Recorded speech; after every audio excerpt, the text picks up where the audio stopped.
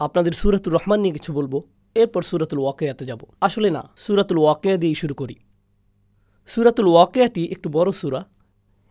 এই সূরাটির শুরুতে আপনি দেখবেন জান্নাতে যাওয়া কিছু মানুষের কথা বলা আছে। আস-সাবিকুন আস-সাবিকুন উলাইকাল মুকাররাবুন ফি জান্নাতিন নাঈম সুল্লাতুম মিনাল আউয়ালিন ওয়া কলিলুম মিনাল আখিরিন। একদম সর্বপ্রথম সামনের ভিআইপি সিটে বসা লোক, যেগুলো জান্নাতে যাবে, যারা জান্নাতে যাবে,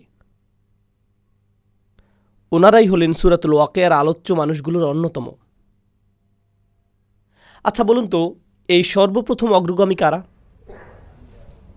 কি না, নবীগণ ছাড়া অগ্রগামীগণ কারা?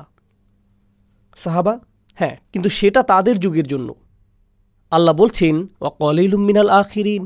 কেন জানেন? প্রত্যেক প্রজন্মেই তাদের নিজস্ব সাবিকুন আছে।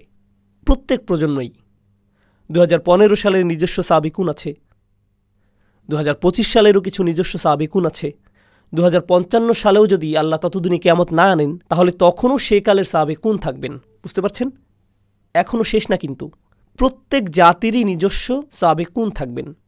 শুধু পার্থক্যটি হল প্রথম যুগের সাবিকুনদের অনুপাত শতকরা হার বেশি ছিল। আপনাদের এটা একটা উদাহরণ দিয়ে বুঝিয়ে দিচ্ছি। কল্পনা করুন 800 জন মানুষ একটি পরীক্ষা দেয়। যদি সাহাবীদের সময় ইমানের এই পরীক্ষা 800 জন মানুষ দেয়, তাহলে 750 জনই 90% বেশি নাম্বার পাবে। তো তারা হলেন গোল্ডেন এ+। কিন্তু প্রজন্ম যেতে যেতে তখনও মানুষ 90-এর বেশি পাবে, তবে শতকরা হার নেমে যাচ্ছে। ধরুন 800 হতে মাত্র 50 জন বা 800 জনে মাত্র 20 জন 90-এর বেশি পেয়েছে। বুঝতে পারছেন? তাই অকলিলুম মিনাল আখিরিন, আরও কম পরবর্তীদের মধ্যে। কম মানুষ না, কিন্তু শতকরা হার কম। সাহাবিগণের সময়ে A+-এর হার বেশি, তাই সামগ্রিক গুণ অনেক অনেক বেশি। আমাদের প্রতিযোগিতা কম, তাই সামগ্রিক গুণ অনেক কম। তবে প্রতিযোগিতা প্রত্যেক প্রজন্মেই থাকে। তো যাই হোক, সূরাতুল ওয়াকিয়ার প্রথম বিষয় হলো আস-সাবিকুন। এই সূরার দ্বিতীয় বিষয় হলো আসহাবুল ইয়ামিন। মা আসহাবুল ইয়ামিন ফা আসহাবুল মাইমানাতি মা আসহাবুল মাইমানা। ডান পাশের মানুষজন। আর সাবিকুনদের সাথে ডান পাশের মানুষজনের পার্থক্য কি? সাবিকুনদের বলতে পারবেন সংরক্ষিত, এক্সক্লুসিভ। আর ডান পাশের যেই মানুষজন হলেন বাকি আমরা সকলে, জান্নাতের ইকোনমি ক্লাস। আল্লাহ আমাদের সাবিকুনদের অন্তর্ভুক্ত করে দিন। কিন্তু অন্তত পক্ষে ডান পাশের মানুষজন থাকা মানে তারা জাহান্নামে যাবে না, এরা যাবে জান্নাতে। এরা হলেন দ্বিতীয় বিষয়। ঠিক আছে? এখন অন্যদিকে কারা আছে? ডান পাশে মানুষ আছে, আবার বাম পাশেও মানুষ আছে। এরপর আল্লাহ বাম পাশের মানুষদের নিয়ে বলছেন 3 ধরনের মানুষ এখন পর্যন্ত। প্রথমে অভিজাত শ্রেণী, এরপর ডান পাশের মানুষ, এরপর বাম পাশের মানুষ, তাই না? এরপর চতুর্থ বিষয়, আল্লাহ কিছু প্রশ্ন করেছেন। আফারাআইতুম মা তুমনুন, আফারাআইতুম মা তাহরুসুন, আফারাআইতুমুল মা আল্লাযী তাশরাবুন, আফারাআইতুমুন নার আল্লাতী তুরুন। তিনি সব অদ্ভুত প্রশ্ন করেছেন। তোমরা কি বাচ্চা সৃষ্টি করো নাকি আমরা বাচ্চা সৃষ্টি করি? তোমরা ফসল ফলাও নাকি আমরা ফসল ফলাই? তোমরা আগুন জ্বালাও নাকি আমরা আগুন জ্বালাই?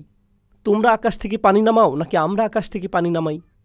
মানে আল্লাহ মানুষকে আল্লাহ যা সৃষ্টি করেন সেই বিষয়ে চিন্তা করতে বলছেন। মানে আল্লাহ যে সৃষ্টি করেন তা, তোমরা কিছুই সৃষ্টি করো না, আল্লাহই সব কিছু সৃষ্টি করেন। তোমাদের কোনো সৃষ্টিশীলতা নেই। এই যে আল্লাহর সৃষ্টিকে চতুর্থ প্রকার বিষয় হিসেবে বলা হচ্ছে 4টি। এখন পর্যন্ত কতগুলো বিষয় আমাকে ক্রমানুসারে বলতে পারবেন? দেখি তো আপনারা এখনো বেঁচে আছেন। প্রথমটি কি ছিল? সাবিকুন, ঠিক। দ্বিতীয়টি আসহাবুল ইয়ামিন। তৃতীয় নাম্বার কি? বাম পাশের মানুষজন। আল্লাহ আমাদের তাদের অন্তর্ভুক্ত না করুন। চতুর্থ নম্বর আল্লাহর সৃষ্টি, শুধুমাত্র আল্লাহই সৃষ্টি করেন। আর পঞ্চম বিষয়টি হল ফালা উকসিমু বিমাওয়াকিআন নুজুম ওয়া ইন্নাহু লাকসামুল লাউ তা'লামুন আযীম ইন্নাহু লাকুরআনুন কারীম ফি কিতাবিম মাকনুন লা ইয়ামাসসুহু ইল্লাল মুতাহহারুন তানযীলুম মির রাব্বিল আলামিন। এই বিষয়টি হল কোরআনের বিশেষত্ব, মহিমা সম্পর্কিত, কোরআনের অসাধারণ গুণ সম্পর্কিত। ছোট ব্যাপার না কিন্তু। 5টি বিষয়। সূরার শেষটি পুরোটা সংক্ষেপে বলে দেয়, কিন্তু এগুলোই প্রধান 5টি বিষয়। সূরাতুর রহমান আমরা পড়ার চেষ্টা করছি, তাই না? সূরাটির প্রথম বিষয় কি আমাকে বলুন তো? আর রহমান ও আল্লামাল কুরআন, প্রথম বিষয়টি কি? কুরআন। সূরাতুল ওয়াকিয়াতে কোরআন কি একটি বিষয় ছিল? ছিল। কোথায়? বিষয় নম্বর 5। তাহলে সূরা রহমানে এটা প্রথম বিষয় আর সূরা ওয়াকিয়াতে এটা পঞ্চম বিষয়। ওকে, সূরাতুর রহমানের দ্বিতীয় বিষয় হলো আল্লাহর সৃষ্টিরা। ওয়াশ-শামসু ওয়াল কমারু বিহুসবান ওয়ান নাজমু ওয়াশ-শাজারু ইয়াসজুদান ওয়াস-সামা রাফাআহা ওয়া ওয়াদাআল মিজান। তাহলে দ্বিতীয় বিষয় কি? আল্লাহর সৃষ্টি। সূরাতুল ওয়াকিয়ার চতুর্থ বিষয় কোনটি ছিল? আল্লাহর সৃষ্টি। সূরাতুর রহমানের তৃতীয় বিষয় হলো বিচার দিবস। কিভাবে পাপীরা বিপদে পড়বে আর জাহান্নামে চলে যাবে। বিচার দিবস আর জাহান্নামের আগুন হলো সূরাতুর রহমানের 3 নম্বর বিষয়। সূরাতুল ওয়াকিয়াতে 3 নম্বর বিষয় কি ছিল? বাম দিকের মানুষ, যারা বিচার দিবসে দাঁড়িয়ে শেষমেশ জাহান্নামে নিক্ষিপ্ত হবে। সম্পর্কটা দেখতে পাচ্ছেন? সূরাতুর রহমানের চতুর্থ বিষয় হলো জান্নাত। ওয়ালিমান খাফা মাকামা রাব্বিহি জান্নাতান। আর যে তার রবের সামনে দাঁড়াতে ভয় করে তার জন্য থাকবে 2টি জান্নাত। আচ্ছা, অন্তত আপনি আল্লাহকে ভয় করেছেন। আপনি সবচাইতে ভালো ছিলেন না, ঠিক আছে, তবে অন্তত তাকে ভয় তো করেছেন। সূরাতুল ওয়াকিয়াতে দ্বিতীয় বিষয় কোনটি ছিল বলুন তো এবার? ডান পাশের মানুষজন অন্তত আল্লাহকে ভয় তো করেছে, তাই তারা জান্নাতে চলে যাবে। সূরাতুর রহমানের শেষ বিষয় হল অসাধারণ সুপার স্পেশাল ডিলাক্স প্যাকেজের জান্নাত। ইখতিলাফ নিয়ে পরে বলছি, আপাতত সহজ করে বলি, এটা হচ্ছে সবচাইতে সুন্দর। ওয়ামিন দুনিহিমা জান্নাতান, অন্য একটি জান্নাত, আলাদা স্পেশাল জান্নাত। এর মধ্যে আরও অসাধারণ জিনিসপত্র আছে। তো একটা জান্নাত আবার অন্য এক প্রকার জান্নাত, এটাই হলো শেষ বিষয়, স্পেশাল জান্নাত। সূরাতুল ওয়াকিয়ার প্রথম বিষয় কি ছিল? সাবিকুন সাবিকুন কোথায় যাবে? জান্নাতের সেই স্পেশাল জায়গায়। সূরাতুর রহমানের 5টি বিষয় আর সূরাতুল ওয়াকিয়ার 5টি বিষয়। 1 2 3 4 5, 5 4 3 2 1, আয়নার মতো। কুরআন অবিশ্বাস্য রকমের গোছানো। আমরা এখনও সূরাটি শুরু করতে পারিনি, আমরা শুধু পরিবেশটা বুঝতে চেষ্টা করছি। এটা শুধু স্থানটি চেনা, এটা জরুরি, কারণ এর মাঝে আপনি কোরআনের সৌন্দর্য বুঝতে পারবেন, কত গোছানো তা দেখতে পাবেন। আমি জানি না আপনারা মুসলিম বিশ্বে এমনটা দেখেন কিনা, কিন্তু আমি আমেরিকাতে বেড়ে উঠতে গিয়ে কোরআনের ব্যাপারে প্রথম শুধু সমালোচনাই দেখতাম। কলেজে গিয়ে আমি কোরআনের কোনো প্রশংসা শুনিনি, সমালোচনাই হতো। শুধু যে এটার বিষয় তারা অবিশ্বাস করে এরকম না, বরং এর বিন্যাস নিয়েও সমালোচনা করত। এটা নাকি অগোছালো, নির্দিষ্ট গঠন নেই, এসব বলতো। আমি বলতাম, কি বাজে কথা যত সব, সবচাইতে অবিশ্বাস্য গঠন তো এখানেই। তোমরা মনোযোগ দাও না, এজন্য দেখতে পাও না, তাই দেখতেও পাও না, কারণ আল্লাহ এর দরজা অমনোযোগীদের জন্য খুলে ধরেন না, খোলেন না তিনি। আফালা ইয়াতাদাব্বারুনাল কুরআন ওয়ালাউ কানা মিন ইনদি গায়রিল্লাহ লাওয়াজাদা ফীহি ইখতিলাফান কাসীরা।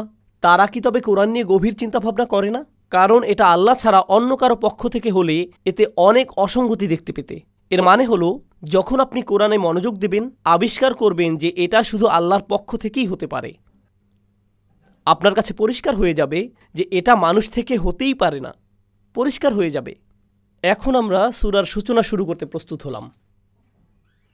সূরাতুর রহমান, চলুন শুরু করি। কিছু জিনিস আপনাদের জানাতে হবে। আমি নিজেকে দিয়ে শুরু করি। আমার পেশা হলো শিক্ষকতা, জীবিকার জন্য শেখাই। আর শিক্ষকতা পেশায় আমি অনেক কিছু শিখেছি। আপনাদের সেখান থেকে একটি বলছি, কারণ এই সূরার সাথে সেটা সম্পর্কিত। ক্লাসরুমের ভেতর আমি আরবি শেখাই। আরবি শেখানো কিন্তু কঠিন। অনেক ধরনের হাস্যরস করে ছাত্রদের মনোযোগ ধরে রাখতে হয়, কারণ আরবি ভাষাটি ক্লান্তিকর। যেমনটা আমি আগেও বলেছি, আপনার ঘুমের প্রয়োজন হলে আরবি ক্লাসে ঢুকে যান। জীবনের শ্রেষ্ঠ ঘুম পেয়ে যাবেন। রফা নসব শুরু হতে হতেই আপনি অজ্ঞান। তাই অনেক সময় ধরে আমি ভেবেছি এটা আমি কিভাবে শেখাবো, কি প্রশ্ন জিজ্ঞেস করব, যখন ছাত্ররা উত্তর দেবে সেটা নিয়ে কিভাবে ঠাট্টা করব, সবাইকে কিভাবে জাগিয়ে রাখব। সেটা কিন্তু এই লেকচারের মতো না। এই লেকচারে আপনাদের আমি শেখাচ্ছি না, কিছু প্রশ্ন করছি আপনাদের, তবে আপনাদের জেকে ধরছি না, আপনাদের নামও জানি না, আর ভুল উত্তর দিলে আপনাদেরকে মুরগিও বানাচ্ছি না। এখানে সেটা করছি না আমি। কিন্তু আমার ক্লাসরুমে যখন পড়াই সেই ছাত্ররা কান্না করে দেয়। তারা কিন্তু ঈমান বেড়ে গেছে তাই কাঁদছে না, কান্নার অন্য কারণ আমি দেই তাই কান্না করে। শিক্ষক হিসাবে সেটাই করি, সেটা ভিন্ন জিনিস। কারণ শিক্ষকতায় অনেক কাজ করতে হয়, আপনার ব্যাখ্যা করতে হয়, ছাত্রদের পুনরাবৃত্তি করাতে হয়, এরপর ছাত্রদের বিভিন্ন প্রশ্নের উত্তর দেওয়াতে হয় যেন জানতে পারেন যে তারা বুঝছে কি না। আপনি শুধু তাদের পুনরাবৃত্তি চান না, আপনি চান যেন তারা বুঝে, তাই না? এভাবে প্রশ্ন উত্তর আগে পিছে এদিক সেদিক করতে হয় না বোঝা পর্যন্ত। তো আমি অধ্যায়টা রেডি করলাম। আমি নিজের উপর বেশ খুশি, ভাবছি জীবনের সবচাইতে সুন্দরভাবে বোঝাবো আমি এবার। তো আমি ক্লাসে গেলাম, সবাইকে পড়ালাম, সেটা আমি খুব খুশি। সুন্দর উদাহরণ দিয়েছি, ছাত্রদের জিজ্ঞেস করেছি, সবাই বলল বুঝেছে।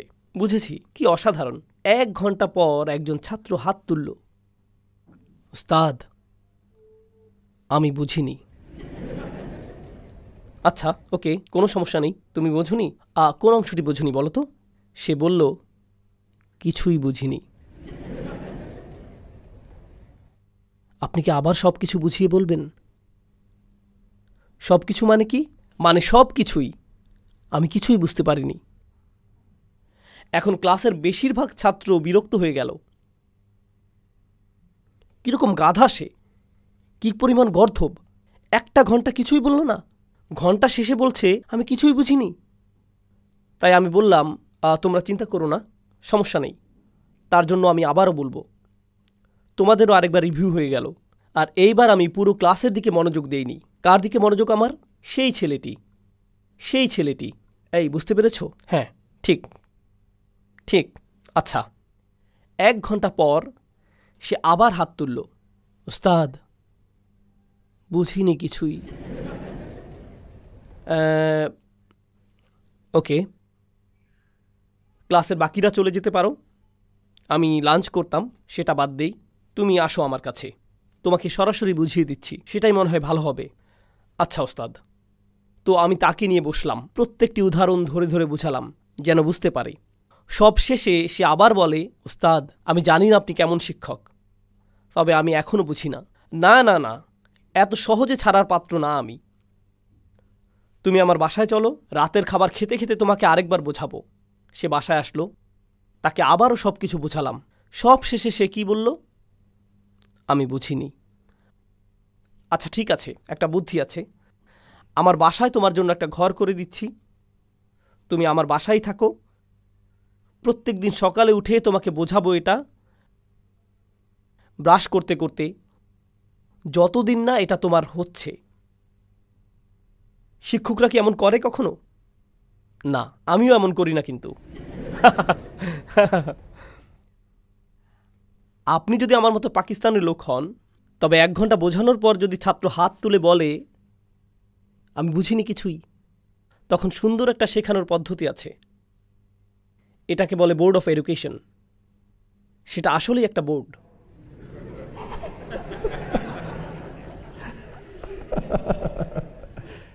এখন বুঝেছিস? হ্যাঁ একদম বুঝে ফেলেছি, এখন বুঝবে। শিক্ষকরা এত ধৈর্যশীল না। কতবারই আর বোঝাবেন? বলবেন এত গাধা কেন তুমি, বুঝো না কেন তুমি, তোমার মাথা কাজ করে না কেন, কি সমস্যা তোমার? এটা আমার দোষ না, এটা ছাত্রের দোষ, তাই না? দেখুন, কিন্তু কোরআনের বার্তা, কোরআনের মূল বার্তাটি কিন্তু একদম সোজা, একদম সহজ। আপনি যদি কোরআনের মূল বার্তা সংক্ষেপে লিখতে বলেন, সেটা আমি অর্ধেক কাগজেই লিখতে পারবো, পুরোটাও লাগবে না। কোরআনের বিষয়গুলো কি কি? শুধুমাত্র এক স্রষ্টা, আখিরাত আছে, আগের জাতিগুলো তাদের নবীদের কথা মানেননি, কিছু কাজ আছে হারাম, খুব বেশি কিছু না, কিন্তু সোজা সাপটা, জটিল কিছু না। কুরাইশরা কতদিন যাবৎ কোরআন শিখছে? 1 যুগের বেশি, তাই না? মক্কি কোরআনের কি পুনরাবৃত্তি আছে? আল্লাহ কি বারবার বলেছেন জাতিদের ব্যাপারে? আল্লাহ কি নিজের একত্ব নিয়ে বারবার বলেছেন? ইবাদতের একত্বতা নিয়ে? আল্লাহ কি নবীদের উপর ঈমান আনা নিয়ে পুনরাবৃত্তি করেছেন? আল্লাহ কি হালাল হারাম নিয়ে পুনরাবৃত্তি করেননি? তিনি কি অভাবীদের খেয়াল করা, অন্যদের ক্ষতি না করা নিয়ে পুনরাবৃত্তি করেননি? তিনি এই সব পুনরাবৃত্তি করছেন বারবার। যে কোনো ভালো শিক্ষক শেখানোর জন্য কি করে? সে কি করে? বারবার বলে আল্লাহও করেছেন। আর তাও শুধু 1 ঘন্টা না, 2 ঘন্টা না, 1 মাস না, 2 মাসও না, কতদিন? 1 যুগেরও বেশি সময় যাবত। তাছাড়া কোরআন কিন্তু একটা পাঠ্যক্রম। কোরআন হলো পাঠ্যসূচি, কিন্তু একটা ভালো পাঠ্যক্রম, ভালো বই যথেষ্ট না। আপনার খুব ভালো একজন শিক্ষকও লাগবে। কখনো আপনার কাছে খুব ভালো একটা বই থাকলেও শিক্ষক হয় জঘন্য, তখন কেউ কিছুই শেখে না। তাই আল্লাহ শুধু শ্রেষ্ঠ বইটিই দেননি, তিনি বিশ্ব মানবতাকে সর্বশ্রেষ্ঠ কী দিয়েছেন? শিক্ষক। আর ভালো শিক্ষকের উচিত ছাত্রদের সাথে ধৈর্য ধরা। তারা না শুনলেও তিনি ধৈর্য ধরেন। তিনি কি ভালো শিক্ষক? যত্নশীল শিক্ষক তিনি? বলেন কি সাল্লাল্লাহু আলাইহি সাল্লাম। আর এই ছাত্ররা, কুরাইশরা, একদম সহজ জিনিস শুনেও বলে কিছুই বুঝিনি। তারপর তিনি আবারও ব্যাখ্যা করেন, ওয়াকাযালিকা নুসাররিফুল আয়াত, আমরা আয়াত বারবার বদলে দেই। এভাবে যদি না বুঝতে পারো তাহলে এভাবে বুঝবে, ওভাবে যদি না বুঝো তাহলে আসো ওইভাবে বোঝাই, এরপর ওইভাবে বোঝাই, তারপর সেইভাবে। ইয়াদরিবুল্লাহু আমসালা লিন্নাস, আল্লাহ প্রত্যেক মানুষের সহজতার জন্যে অনেক উদাহরণ দিয়েছেন, কারণ প্রত্যেক ছাত্র প্রত্যেক উদাহরণ হয়তো বুঝবে না। তাই আল্লাহ একটা উদাহরণ দেন, সেটা না বুঝলে কি করেন? আরেকটা দেন, এরপর আরেকটা, এরপর আরেকটা। জানেন, কোরআনের ভেতর আল্লাহ কোরআনকে তাসরিফুর রিয়াহ এর সাথে তুলনা করেন, বায়ু প্রবাহ। কারণ কিছু বায়ু হালকা, কিছু অনেক জোরে, কিছু বাতাস আসে উত্তর থেকে, কিছু দক্ষিণ থেকে, কিছু পূর্ব থেকে, কিছু পশ্চিম থেকে, কিছু ঠান্ডা আবার কিছুটা উষ্ণ। ঠিক কোরআনের আয়াতের মতো, কিছু আয়াত আপনাকে আনন্দ দেবে, কিছু ভয় দেখাবে, কিছু কষ্ট দেবে, কিছু আপনার প্রেরণা যোগাবে। কোনো আয়াত শেখাবে, কোনোটা অভয় দেবে, কোনোটা আবার শক্তি যোগাবে। বিভিন্ন রকমের বায়ু, ঠিক কোরআনের বিভিন্ন আয়াতের মতো প্রত্যেকটা উপায় গ্রহণ করা হয়েছে। তাছাড়া কিছু ছাত্র গর্দভ হয়, আমি জানি, মনোযোগই দেয় না। এরপর আরেক ধরনের ছাত্র আছে যারা বলে আমি বুঝি না, এরপর বুঝিয়ে বলার পর আবার বলে হ্যাঁ আমি বুঝিনি, আবার বোঝান, সে বলে এই দেখো আমি বুঝিনি। এরা কি ধরনের ছাত্র? এরা ঝামেলাকারী। সে শিক্ষককে নিয়ে মজা করছে, ক্লাসে মজা নিচ্ছে, ভাবছে এই সব কিছুই ঠাট্টার বিষয়, তাই না? একটা ছাত্র আছে, সে আসলেই বুঝেনি। আরেকটা ছাত্র অন্যদিকে, সে সব কিছু খুব ভালো বুঝেছে, এরপরেও কি বলে মজা নেয়? আমি বুঝিনি, কিছুই বুঝলাম না, আপনি খারাপ শিক্ষক। আর এই ধরনের ছাত্ররা যখন শিক্ষক বুদ্ধিমান হয়, যখন শিক্ষক চালাক হন, তিনি ঝামেলাকারীকে চিনে ফেলেন, বুঝে ফেলেন কখন ঝামেলা করছে। আর যখন সেসব করে তখন সেই ছাত্রের কি হয়? একে বলে মুরগি। কিছু শাস্তি দিতে হয়, ঠিক? প্রিন্সিপালের অফিসে যাও, স্কুল থেকে বেরিয়ে যাও। আল্লাহ কি জানেন কারা কোরআন নিয়ে ঠাট্টা করছে, কারা ঠাট্টা করছে? তিনি জানেন। আর তিনি তাদের কাছে কোরআন বারবার বারবার ব্যাখ্যা করছেন সর্বশ্রেষ্ঠ শিক্ষককে দিয়ে, 1 যুগেরও বেশি সময় যাবত। শিক্ষক হিসেবে তবে আল্লাহর কি রাগ করার অধিকার আছে? অবশ্যই আছে। সেই ছাত্রগুলো কি শাস্তি পাওয়ার যোগ্য? অবশ্যই। কিন্তু আল্লাহ কি শাস্তি দিচ্ছেন তাদের? না, কারণ আল্লাহ অন্য কোনো শিক্ষকের মতো নন। তিনি যে কোনো শিক্ষক নন, তিনি আর রহমান, আল্লামাল কুরআন। লাউ কানা দুনার রহমান, রহমান ছাড়া অন্য কেউ যদি হতো কোরআন শেখাচ্ছে, তাহলে বাঁচতে পারত না। বরং আমি অনেক সময় বলি, অনেক সময় যখন এইসব ক্লাসগুলো নেই, তখন অডিয়েন্সে বসা কেউ কেউ হাফেজও থাকেন, এমন শিক্ষকও থাকেন যারা বাচ্চাদের কোরআন হিফজ করান। আর হিফজ মাদ্রাসাগুলো, তাহফিজের মাদ্রাসাগুলোর ছাত্ররা তাদের শিক্ষকদের ভয়ে কাতর। তারা যদি সঠিকভাবে সবক দিতে না পারে, 1টা 2টা বা 3টা ভুল যদি করে, তবে উস্তাদের হাতে পাইপ আছে, চাবির চেইন আছে। বাচ্চার চেহারায় এভাবে চাবি লেগে থাকে। তাই তারা যখন কোরআন শেখার চিন্তা করে তখন ভাবে দয়ামায়াহীন কিছু একটা, এটা কি দুঃখজনক না? কারণ আল্লাহ স্বয়ং বলছেন, যখন কোরআন শেখানো হয়, কে শেখায়? তিনি কিন্তু বলেননি আল জাব্বার আল্লামাল কুরআন, তিনি বলছেন আর রহমান আল্লামাল কুরআন। আমরাই যখন কোরআন শেখাই, তখন আমি শুধু রাসূলুল্লাহ সাল্লাল্লাহু আলাইহি সাল্লামের সুন্নাহ পরিপূর্ণ করছি না, বরং আমরা স্বয়ং আল্লাহর সুন্নাহ পূরণ করছি। আল্লাহ নিজেই কোরআন শিখিয়েছেন, আমাদেরকে সেটাই নকল করতে হবে। যেমন রসুলের সুন্নাহ নকল করতে হবে সাল্লাল্লাহু আলাইহি সাল্লাম, আল্লাহর সুন্নাহও আমাদের মানতে হবে। যখন কোরআন শেখাবো, আরও বেশি দয়াবান হতে হবে। বুঝতে পারছেন? আমাদেরকে আরও দয়া দেখাতে হবে। আল্লাহ যদি কুরাইশদের প্রতি দয়া দেখাতে পারেন, তবে আপনি ছোট বাচ্চাদের সাথেও সেটা পারবেন। সেটা আরও সহজ। এগুলো আল্লাহর কিতাব থেকে শিখতে হবে। খুবই দুঃখজনক বিষয় যে একটি বাচ্চা তার উস্তাদের কাছে কোরআন পড়তে ভয় পাবে। এটা ভালো ব্যাপার না। আমি নিজে কোরআনের হাফিজ দেখেছি, 18-19 বছর বয়সী, কখনোই মসজিদে যায় না, কখনোই মসজিদে যায় না। জিজ্ঞেস করলাম, কেন মসজিদে যাও না? কারণ আমার উস্তাদ আমাকে মসজিদে মারতেন। আমি যখন মসজিদে যাই আর শুনি আল্লাহু আকবার, আমার সেই মারগুলো মনে পড়ে যায়, মানসিক সমস্যা শুরু হয়ে যায়, সাইকিয়াট্রিস্ট দেখাতে হয়। মসজিদে গেলে আমার সাইকোলজিক্যাল ট্রমা হয়, তাই মসজিদে আমি যেতে পারবো না। সুবহানাল্লাহ। এমনটাই করেছি আমরা আমাদের বাচ্চাদের সাথে দিন শেখানোর নামে। আমি জানি না এটা কোন দিন, তবে সেটা ইসলাম নয়। আমি জানি না তাদের কি শিখিয়েছেন, তবে কোরআন তাদেরকে শেখাননি। এভাবে কোরআন শেখায় না। কোরআন ভালোবাসা দিয়ে শেখাতে হয়। যেমনটা আমি বললাম, যদি আল্লাহ কুরাইশদের ভালোবেসে শেখাতে পারেন, যদি কুরাইশদের দয়া দেখাতে পারেন, তাহলে আমাদের আবার ভাবতে হবে আমরা মুসলিমদেরই ভালোবেসে শিখাই না। সুবহানাল্লাহ। আচ্ছা, এরপর কি আছে দেখি। ভূমিকা এখনো শেষ হয়নি। ভূমিকা নিয়ে অনেক কথা বলার আছে। আর রহমান অর্থ কি কেউ জানেন?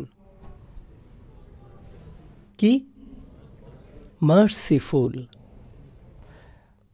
আমি জানি ইংলিশ অনেকেরই প্রথম ভাষা নয়, তবু আপনারা ইংরেজি সম্পর্কে জানেন। মাশাআল্লাহ, এখানে সবারই ইংরেজিতে দক্ষতা অনেক বেশি। আপনাদেরকে মার্সি বা দয়া শব্দের সমস্যাটি জানাচ্ছি। যখন রহমা অনুবাদ করি মার্সি বা দয়া হিসেবে, এখানে একটু সমস্যা আছে, আপনাদের বুঝিয়ে বলছি। যখন আমরা দয়ার কথা বলি, তখন তা বলতে ছেড়ে দেয়া বোঝাই। উদাহরণস্বরূপ, সৈন্যরা পুরো গ্রাম ধ্বংস করে দিল, কোনো দয়া তারা দেখায়নি। এর মানে তারা কাউকেই ছাড়েনি। পুলিশ অফিসার আমাকে ফাইন করল, কোনো দয়া দেখায়নি। আমি বিচারকের কাছে দয়া ভিক্ষা চাইলাম। আমি আমার শিক্ষকের কাছে দয়া ভিক্ষা চাইলাম। আমি প্লেট ভাঙার পর আম্মার কাছে দয়া ভিক্ষা চাইলাম। দয়া ভিক্ষা চাওয়া মানে আমাকে শাস্তি দেবেন না বলা। বুঝতে পারছেন?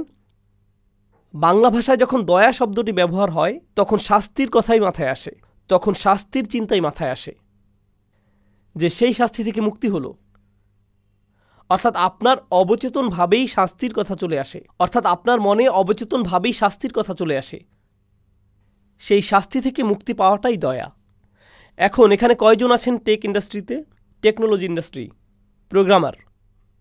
আচ্ছা, আপনারা ডিফল্ট বিষয়টা তো বোঝেন। দয়া শব্দের ডিফল্ট পজিশন হলো শাস্তি, কিন্তু রহমা শব্দে শাস্তির কোনো বিষয়ই নেই। আপনাকে শাস্তি থেকে মুক্তি দেওয়া হচ্ছে না এখানে যখন রহমা উচ্চারণ করেন, এটা আসেই না একদম। এটাই হলো রহমার বদলে দয়া শব্দ ব্যবহারের সমস্যা। তাহলে রহমা শব্দটি কোত্থেকে আসে? এটা আসে রাহম শব্দ থেকে, যার প্রকৃত অর্থ হলো মায়ের পেট, গর্ভ। রাহম হলো মায়ের গর্ভ। যখন অন্তঃসত্ত্বা কোনো মহিলার কথা চিন্তা করেন, তার পেটে একটি বাচ্চা চিন্তা করেন, শাস্তির কথা মনে হয়? তাহলে বলুন তো কী চিন্তা করেন?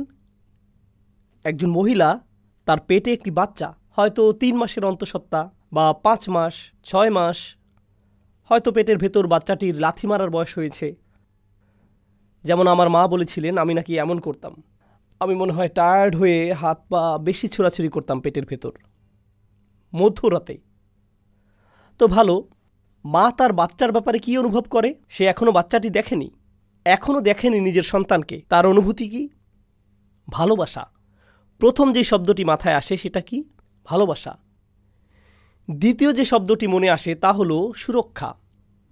সে টেবিলের কোণাগুলো খেয়াল করে, নিজে নিরাপদ থাকতে চায়, এক পাশে ফিরে শোয়, তাই না? দেখে শুনে খাওয়া দাওয়া করে, সর্বক্ষণ পেটের বাচ্চাকে আদর করে। যে আদর যত্ন করে, যে ভালোবাসে, যে আদর যত্ন করে, যে জিনিসকে যত্ন, ভালোবাসা আর সুরক্ষা দেয়া হয়। আচ্ছা, অন্যদিকে বাচ্চাটি, তার জন্য কি মায়ের কষ্ট হচ্ছে? হ্যাঁ, সে মায়ের খাবার খাচ্ছে, মহিলাটি খায় আর সে তার পুষ্টি নিয়ে নিচ্ছে, আর সে ভেতরে থাকে। আমি আপনি মায়ের পেটের ভেতর যখন ছিলাম, কোনো ভাড়া দিতে হয়নি, খাবারের অপেক্ষা করতে হয়নি, এমনি এমনি এসেছে। নিজেদেরকে পরিষ্কার করতে হয়নি, কিছুই করতে হয়নি। তাছাড়া জন্ম হবার সময় তাকে প্রায় মেরেই ফেলেছিলাম, তাই না? প্রায় মেরেই ফেলেছিলাম। আর যদিও মাকে মেরেই ফেলেছিলাম প্রায়, তবুও আমাদেরকে ভালোবাসে বের হবার পর থেকেই।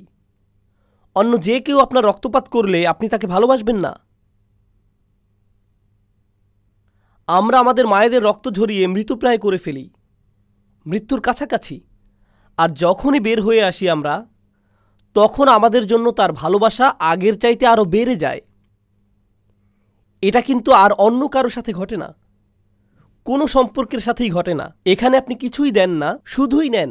আমি যা বোঝাতে চাচ্ছি তা হলো, আপনি কখনোই কিছু দেন না, শুধুই কি, আর তিনি আপনাকে আরও বেশি বেশি কি দেন? আরও ভালোবাসা। আপনি আরও নিতে থাকেন, তিনি আরও ভালোবাসতে থাকেন। তাছাড়া দেখুন, তিনি প্রায় মারাই যাচ্ছিলেন, এত রক্তপাত হয়েছিল, মাত্রই সার্জারি থেকে উঠলেন। আর আপনার জন্মের সাথে সাথে কি হলো? তার আপনাকে খাওয়াতে হচ্ছে। আর অনেক মহিলাদের কাছেই বাচ্চাকে খাওয়ানো অনেক সময় রক্তপাতের মতো মনে হয়। যে কেউই সার্জারির ভেতর দিয়ে গেলে বলে, আমার 6 সপ্তাহের ছুটি লাগবে, আমার 2 মাসের ছুটি চাই, আমার ছুটি লাগবে, ভ্যাকেশন লাগবে। জন্ম দেবার পর কি কোনো মা 2 মাসের ছুটি পান? না। আপনার পা ভাঙলে 6 মাসের ছুটি পান। তিনি বাচ্চা প্রসব করলেন আর ফুল টাইম মায়ের দায়িত্ব পালন করা শুরু করে দিলেন। কখন থেকে? বাচ্চাটি জন্মানোর মুহূর্ত থেকেই, বাচ্চা হবার মুহূর্ত থেকেই। আর বাচ্চাটি তাকে কি ফেরত দেয়? তিনি বাচ্চাটিকে দুধ দেন, ভালোবাসা দেন, সুরক্ষা দেন। বাচ্চাটা ধন্যবাদ বলে একবারও? বাচ্চাটা তাকে কোনো বেতন টেতন দেয়? বাচ্চাটি তার জন্য কোনো কিছু করে না। ঘুমহীন রাত। বেশির থেকে বেশি বাচ্চাটি যেটা করবে তা হলো তার গায়ে পেশাব করে দিবে, মলত্যাগ করে দিবে, বমি করে দিবে মায়ের গায়ে। আর যখন বাবু হাগু করে দেয় তখন মা বলে, ওয়াও কি কিউট, এরপর পরিষ্কার করা শুরু করে দেয়। কোনো সমস্যা নেই, আমার বাবুটা। তিনি ডায়াপার বদলাচ্ছেন আর বাচ্চা তার দিকেই মেরে দিচ্ছে, আর তিনি হাত দিয়ে ঠেকাচ্ছেন। আমি জানি আমার 6টা বাচ্চা, আমি জানি না কিভাবে করে তারা, কিন্তু করে।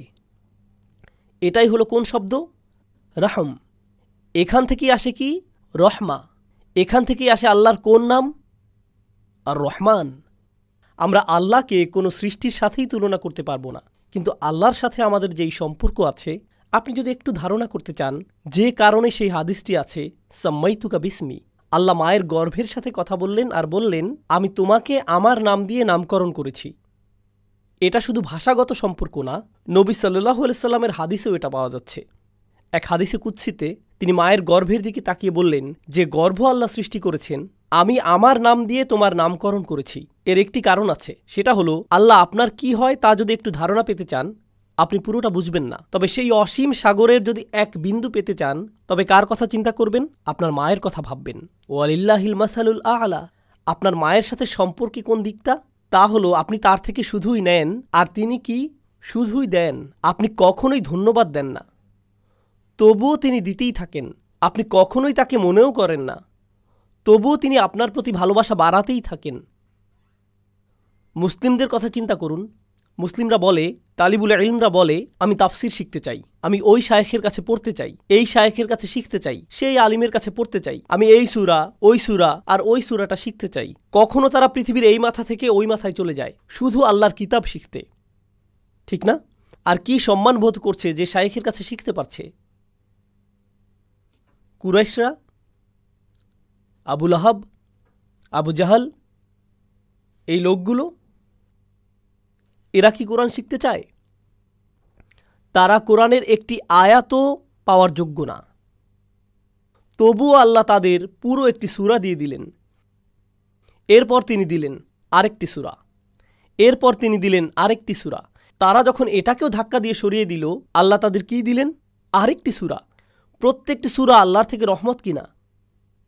আল্লাহ চাইলে তাদের আরও অনেক কঠিন কিছু দিতে পারতেন, ঠিক না?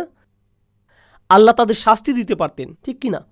কিন্তু প্রত্যেকবার এমন করার পর আল্লাহ তাদের কি দেন?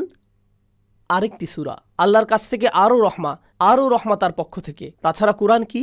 কোরআন হলো আল্লাহ আপনার সাথে কথা বলছেন। কোরআন হচ্ছে আপনার সাথে আল্লাহর কথা। যখন আপনি কাউকে অপমান করেন, তারা প্রথমে যেটা করে তা হলো তারা আর আপনার সাথে কথা বলে না। কাউকে অপমান করলে তারা আপনার সাথে কথা বন্ধ করে দেয়। এই লোকগুলো শুধু আল্লাহকেই অপমান করছে না, তারা আল্লাহর হাবিব সাল্লাল্লাহু আলাইহি সাল্লামকে অপমান করছে, তারা আল্লাহর রসুল সাল্লাল্লাহু আলাইহি সাল্লামকে অপমান করছে। তবুও আল্লাহ তাদের সাথে কথা বলছেন। এরপর তিনি রাসূলকে বলছেন, ফাসবির আলা মা ইয়াকুলুন, আপনি ধৈর্য ধরুন, আমি জানি তারা আপনাকে মন্দ কথা বলছে। ওয়ালাকাদ না'লামু আন্নাহু ইয়াকিদু সাদরুকা বিমা ইয়াকুলুন, আমি জানি আপনার অন্তর বদ্ধ হয়ে আসে তাদের কষ্টকর কথাগুলোর কারণে। তবুও তাদের কাছে গিয়ে বোঝান। এটাকেই বলা হয় আর রহমান। কোনো মানুষই এটা করতে পারে না।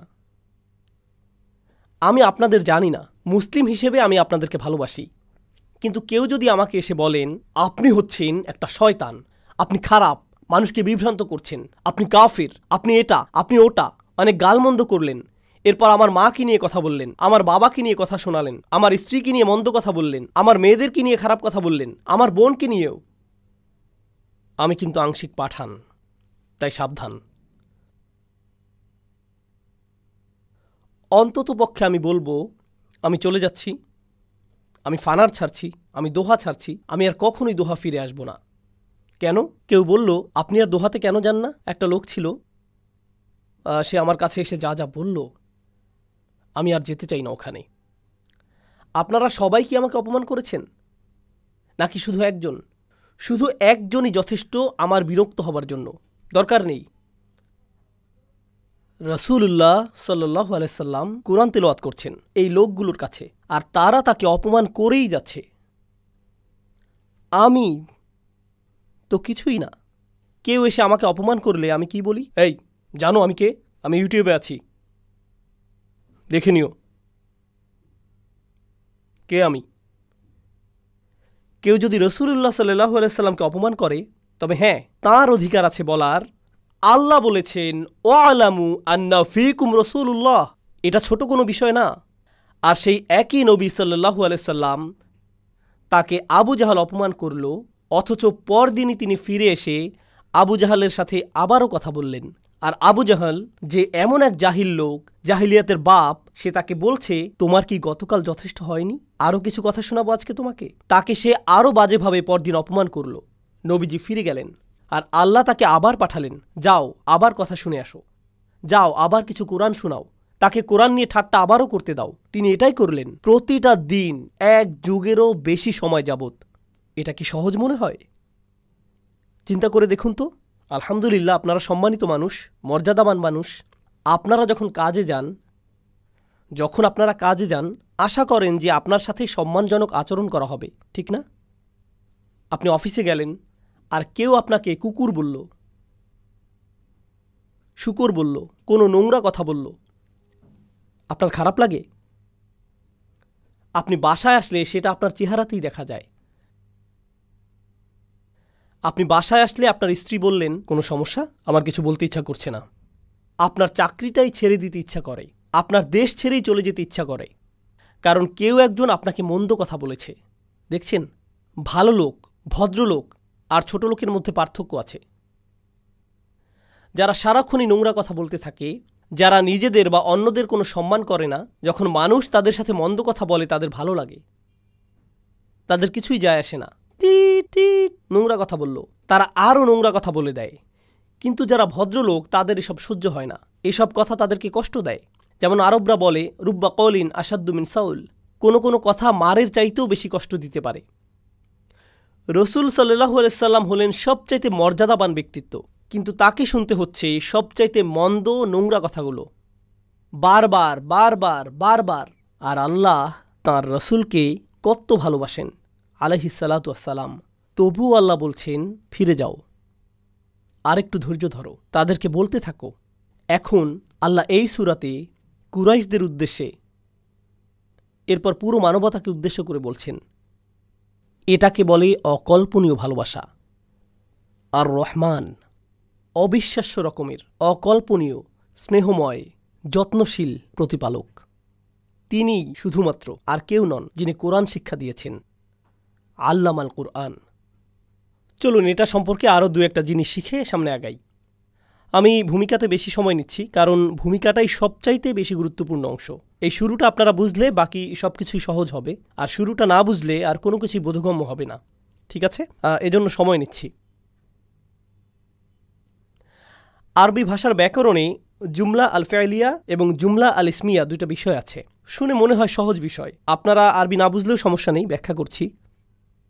কখনো আপনারা আরবিতে বলেন, আমি সহজে অনুবাদ করছি, আল্লাহ কোরআন শিখিয়েছেন। সহজ, আল্লাহ শিখিয়েছেন কোরআন। কিন্তু যদি বলেন প্রকৃতপক্ষে একমাত্র আল্লাহ তিনি কোরআন শিখিয়েছেন, এটা কিন্তু অন্যরকম। যখন বলেন প্রকৃতপক্ষে একমাত্র আল্লাহ তিনিই কোরআন শিখিয়েছেন, এর মানে আসলে বোঝাচ্ছেন ঘুণাক্ষরেও ভেব না যে এটা অন্য কেউ, শুধুমাত্র একমাত্র কে? আল্লাহ আজ্জা জাল্লা। কারণ তিনি বলেন আর রহমান আল্লামাল কুরআন। আর আপনি এখানে বসে শুনছেন, বা আমি বসে বসে তাফসির পড়ছি আমার অফিসে, যখন আপনি কোনো লেকচার শুনছেন আপনার গাড়িতে, কোরআন সম্পর্কে শিখছেন, যখন আপনি কোনো সূরা মুখস্থ করছেন, যখন কোনো বাচ্চা উস্তাদের কাছে বসে নুরানি কায়দা শিখছে, যখন কেউ তাজবিদ শিখছে, যখন কেউ তার শাইখের কাছে বসে তাফসির শিখছে, তার একজন শিক্ষক আছেন। সেই শিক্ষকেরও আছে একজন শিক্ষক, আবার সেই শিক্ষকেরও আরেকজন শিক্ষক আছেন। এভাবে পেছনে যেতে যেতে তাদের শিক্ষককে রাসূলুল্লাহ সাল্লাল্লাহু আলাইহি ওয়াসাল্লাম। আর কে রাসূলুল্লাহর শিক্ষক? জিবরাইল আলাইহিস সালাম। আর জিবরাইলের শিক্ষককে আল্লাহ। মূলত আপনি সরাসরি আল্লাহর সাথে সম্পর্কিত। যখন আপনি কোরআন শিখছেন, তখন এই পুরো চেইনটা, আল্লাহ বলছেন এই চেইন ভুলে যাও, শুধু মনে রাখো আমি তোমাকে শেখাচ্ছি। আপনি সরাসরি সম্পর্কিত, আল্লাহই আপনার শিক্ষক। এই প্রথম পয়েন্টের গুরুত্বটা বুঝলে আমি আপনাদেরকে প্রথম বিরতি দেব। অনেকক্ষণ কথা বলেছি। আমেরিকাতে কখনো কখনো শিক্ষার্থীরা তাদের ইউনিভার্সিটি নিয়ে অনেক গর্ববোধ করে। কেউ বলছে আমি হার্ভার্ডে পড়েছি, আমি কলম্বিয়াতে পড়েছি, ইয়েল ইউনিভার্সিটিতে পড়েছি। ইসলামিক স্টাডিজে কেউ বলে আমি পড়েছি উম্মুল কোরাতে, আমি জামিয়া ইসলামিয়া মদিনাতে পড়েছি, আজহারে পড়েছি, আমি এই মাদ্রাসায় পড়েছি, ওই মাদ্রাসায় পড়েছি, আমি অমুক শাইখের কাছে পড়েছি, আমি অমুক কারির কাছে যা পেয়েছি। মানুষ এসবে গর্ববোধ করে কি না? তো আপনি যখন কোনো গুরুত্বপূর্ণ কারো কাছে পড়েন, আপনি সেটার কারণে গর্ববোধ করেন। আপনি কোনো ভার্সিটি থেকে গ্র্যাজুয়েশন করেন, বলেন উনিই কিন্তু আমার শিক্ষক। তাই নাকি? উনি আপনার শিক্ষক? ওয়াও! আপনি শাইখ অসামের কাছে পড়েছেন, তার মানে আপনিও নিশ্চয়ই অসাম। আপনি সেটা আপনার সিভিতে দিয়ে দেন, কারণ আপনি গর্বিত এটা নিয়ে, আপনাকে সম্মান দেয়। আর মানুষ শুধু ইসলামের শিক্ষাতেই এমন করে না, যে কোনো শিক্ষাতেই এমন করে। ডাক্তাররা কোন মেডিকেল কলেজ থেকে পড়েছেন তা বলতে ভালোবাসেন। পিএইচডি প্রফেসর কোথা থেকে তার পিএইচডি করেছেন সেটা বলতে ভালোবাসেন, ঠিক কিনা? আমরা মাত্রই বললাম আমাদের শিক্ষককে, আপনার শাইখের একজন শিক্ষক আছে, তার একজন শিক্ষক আছে, কিন্তু সর্বপ্রধান শিক্ষককে, মানে এর চাইতে বড় ডিগ্রি আপনি পেতে পারেন না, এর চাইতে বড় সম্মান আর হতে পারে না যে আপনি বলবেন আল্লাহ আমার শিক্ষক আর রহমান আমার শিক্ষক। আমি বলতে চাচ্ছি কোরআন শিক্ষা আপনাকে এমন সম্মান এনে দেবে যা আর কোথাও খুঁজে পাবেন না। এর চাইতে বড় অর্জন আর নেই, এর চাইতে উচ্চতর ডিগ্রি আর নেই, এর চাইতে উচ্চ কোনো সম্মান নেই, আর কোনো কিছুতেই এই সম্মান নেই যা কোরআন শিক্ষায় আছে। কারণ এখানে আপনি আর রহমানকে নিজের শিক্ষক হিসেবে পেয়েছেন। আর সাধারণত যখন আপনার শিক্ষক থাকে, আপনি অন্যদের সেটা দেখাতে পছন্দ করেন, এটা আমার ডিগ্রি, এখান থেকে আমি ইজাজা পেয়েছি। কিন্তু যখন আর রহমানকে শিক্ষক হিসেবে পান, আর সেটা কাউকে দেখানোতে কিছু যায় আসে না, এটা এতই একান্ত যে নিজের কাছেই রেখে দেন, আর রহমান আমার শিক্ষক। আপনার অন্য কারো থেকে সম্মান নেবার প্রয়োজন নেই, কারণ কে আপনাকে সম্মান দিচ্ছেন? আর রহমান। কারণ তিনি আপনাকে নিজের স্কুলে অ্যাডমিট করেছেন, আপনি ভর্তি হতে পেরেছেন, আপনি তার সাথেই সরাসরি সংযুক্ত, সেটাই আপনার জন্য যথেষ্ট। আপনার আর তার মাঝে একটি গোপন জিনিস। সুবহানাল্লাহ। মানুষ এই পৃথিবীতে সম্মানের পেছনে ছুটছে, মানুষ সম্মানের পেছনে ছুটছে। তারা মনে করে তাদের সম্মান আসবে টাকা থেকে, কেউ ভাবে সম্মান আসবে তাদের গাড়ি থেকে। আরব দেশে এমনটা না। আবার না, দাঁড়ান। অনেকে ভাবে তাদের কাপড়ের ব্র্যান্ড থেকে সম্মান আসবে, কিংবা হাতের ঘড়ি, এসব থেকে নাকি সম্মান আসবে। অনেকে ভাবে তাদের সাথে কাদের কাদের যোগাযোগ আছে তা থেকে সম্মান আসবে, আমি তাকে চিনি। অনেকে ভাবে কার সাথে সেলফি তুলেছে সেটা দিয়ে সম্মান আসবে, মনে করে এসব থেকে সম্মান আসবে। মর্যাদা মর্যাদা তখনই আসবে যখন আল্লাহকে নিজের শিক্ষক করে নেবেন। আল্লাহ আপনাকে সম্মান দিবেন, আর যখন আল্লাহ আপনাকে সম্মান দেন তখন আল্লাহর সৃষ্টিও সেটাই করে। আপনাকে তাদের কাছে গিয়ে সম্মান অর্জন করতে হবে না, তারা এমনিতেই দেবে, কারণ আপনি সম্ভাব্য সবচাইতে সম্মানিত স্থানেই আছেন। আপনাকে মানুষের সম্মানের আশায় ছুটোছুটি করতে হবে না, এমন করতে হবে না।